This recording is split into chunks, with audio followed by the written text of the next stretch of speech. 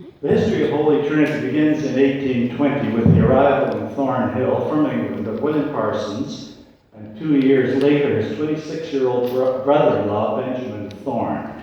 Just to give you a little context, Europe had just been through the Napoleonic Wars, ending with the Battle of Waterloo in 1814, I believe.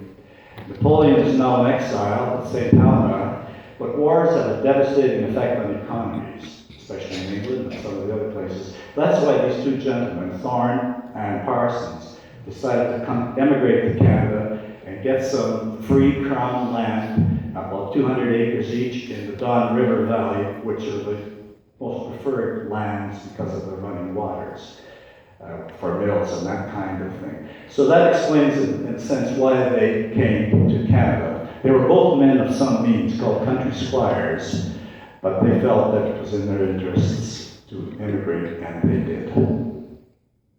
The history of Holy Trinity Church begins in 1820 with the arrival in Thornhill from England of William Parsons, and 2 years later his 26-year-old brother-in-law, Benjamin Thorne. These two laymen were most responsible for the beginning of Holy Trinity Church. They were well-to-do, prominent members of this area. They exported flour and grain and imported iron ore and other manufactured products from England. Thorne was on the board of directors of the Bank of Montreal. In 1829, Thorne had a post office established in Thornhill, and in that same year, he and Parsons donated land just north of the Don River, Royal Orchard Boulevard, on which Holy Trinity Church and the cemetery were established. Construction began in the early summer of that year, and on a snowy Sunday on February 28, 1830, the first service was held, with Archdeacon Dr. Strong officiating. Prior to that, services were held in private homes or at the Cover Schoolhouse, located at the present-day Landstaff School, which was shared by other denominations. The first full-time rector was the Reverend George Mortimer, M.A., Master of Arts, well-educated gentleman, a graduate of Cambridge, and the son of a wealthy gunsmith. In 1833, he wrote of his first home here in Thornhill, now part of the A. LePage offices of Royal Orchard. He wrote, "We are sadly cramped in a wooden frame house of only 4 rooms. These are peculiarly hot and oppressive in summer, and more than unusually cold in winter. Welcome to Canada." Some 4 years later, on December 7th, during the rebellion of 1837, Reverend Mortimer officiated at the funeral of Colonel Moody from Richmond Hill, who was shot by rebels near Montgomery's Tavern in the area of Yonge and Eglinton as he was on his way to assist Governor Bondhead at York. A hostile attack was expected at the funeral, and many attended with concealed pistols and other arms. One parishioner was seen leaning on a lengthened pitchfork. No disruptions occurred. On a lighter note, 5 or 6 ladies of the parish produced a velvet cover, carpeting, and cushions for around the communion table. A similar project was undertaken by some women of this parish in 2005 to commemorate our 175th anniversary. In 1840, the population of Thornhill had increased to nearly 400 souls, and the church was enlarged with the sides added. The additional box pews involved were all rented within days. These high box pews were lowered in 1866 and eventually removed in 1910 and sold to Trench Carriage Works in Richmond Hill to be used as box sleds, or cutters as they were called at the time. These were prosperous times in Thornhill, as the corn laws in England gave preferential treatment to Canadian grain and flour. In fact, the Reverend Mortimer expressed concern that society was advancing too quickly. He wrote in his diary, "We are going too much ahead. We are far too gay a neighborhood for my simple liking." A few evenings hence, one gentleman had a party of 60 persons present, with the band of the 93rd Regiment playing. And very shortly after, another of my congregation had a still gayer and more extensive assemblage. On June 15, 1844, tragedy struck. On his way to York, Toronto, to deliver a manuscript, the Reverend Mortimer's horse took fright. The reins broke, the carriage tipped, and Mortimer was thrown against a tree stump. He died within hours.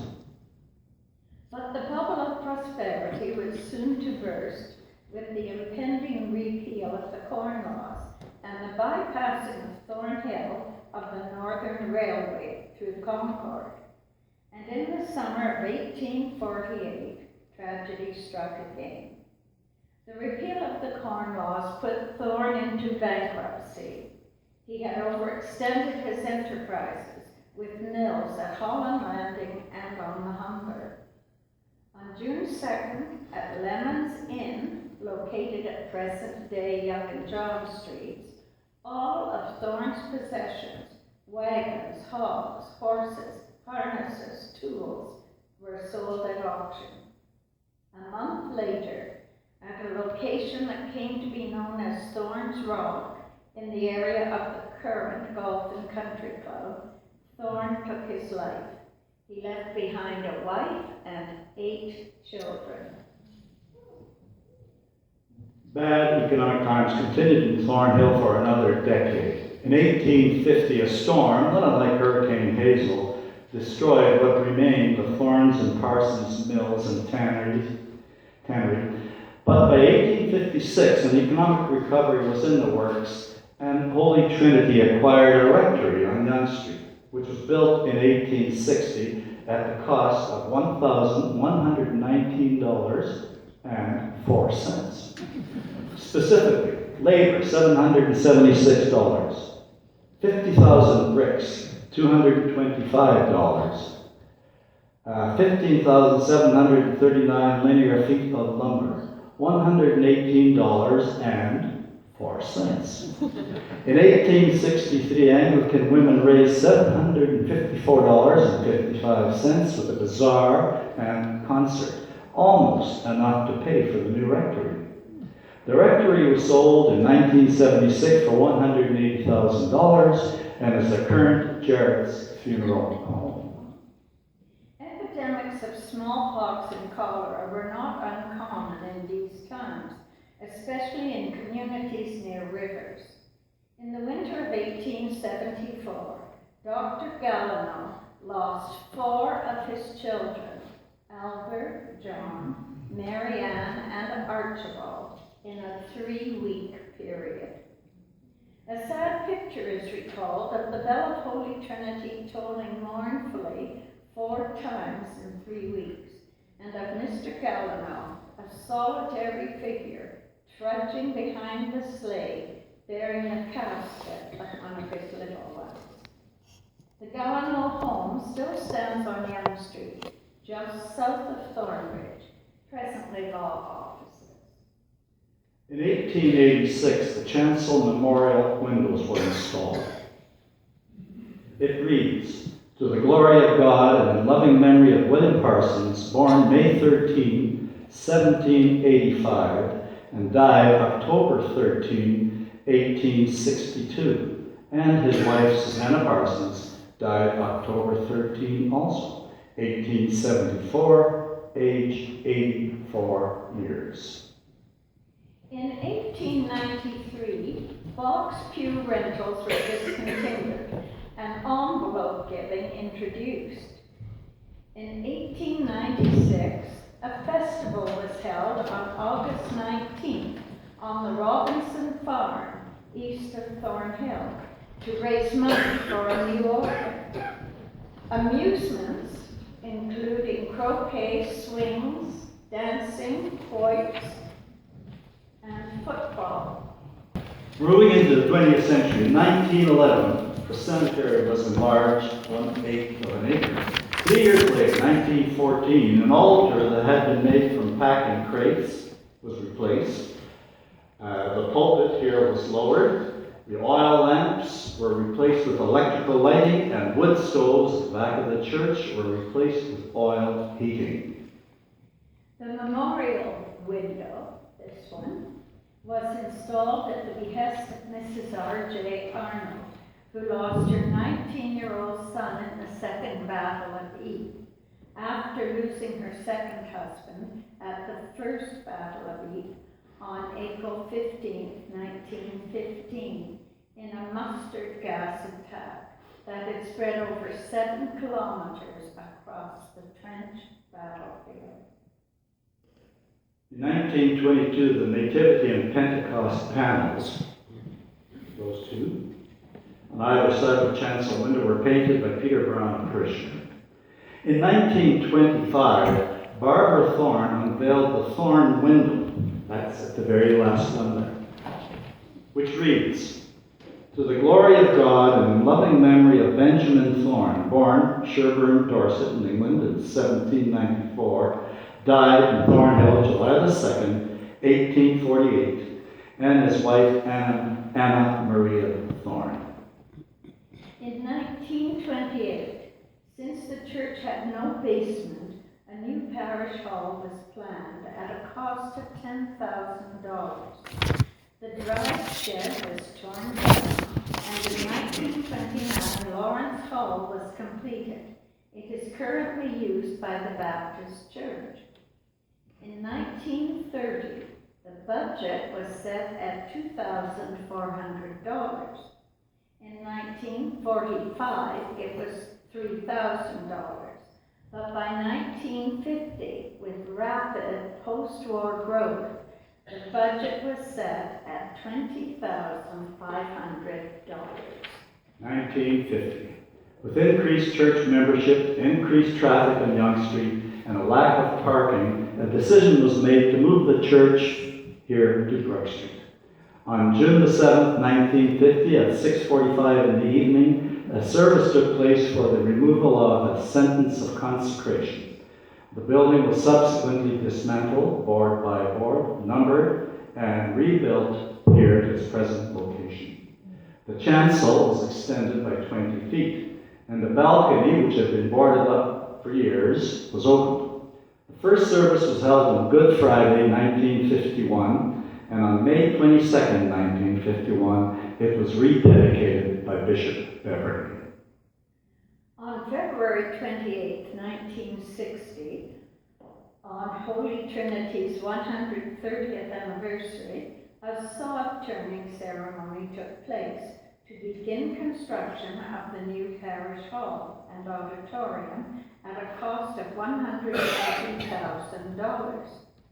On May 18th, a cornerstone time capsule was laid containing a copy of the service, a list of parishioners, a copy of the 125th anniversary booklet, copies of the Anglican newspaper, the front page of the Globe and Mail, and some coins. On October 2nd, the building was dedicated by Bishop Snell.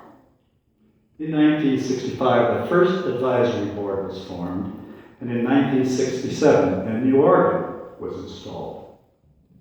In 1976, the Yonge Street Rectory was sold and a new one purchased at 2 Marie Court. Bob Grisdale was appointed rector that year, and he was the first inhabitant of that rectory. In 1980, a sesquicentennial event ran from May 30th to June the 8th. Events included a gala dinner, an open house, organ recital, church tours, the Bishop of Puerto Rico as guest preacher, and a parade from its original location at Royal Orchard with Minion heritage costume and accompanied by a fife and drum band. In 1981, Holy Trinity School was begun in the church basement with 66 pupils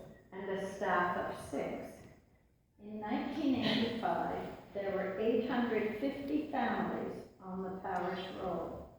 In 1988, a capital fund was established to purchase a new organ, and the new sound system was now fully functional.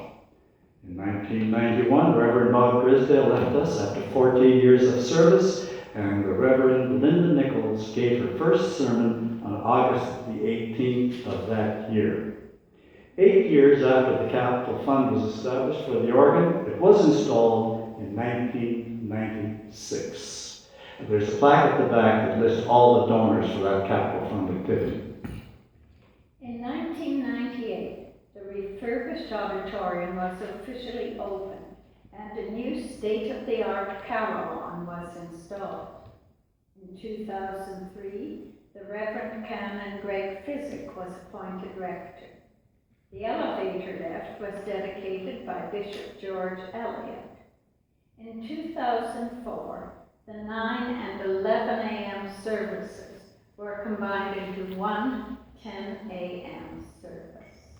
In 2005, a gala banquet was held to celebrate our 175th anniversary. Archbishop Hutchison was our guest of honor. Which brings us to 2011. The rectory at 2 Marie Court was listed and sold, but the signature event of 2011 was, of course, the appointment of our rector, the Reverend Canon Stephen Fields. May I say, something good is happening here. Thank you. Thank you.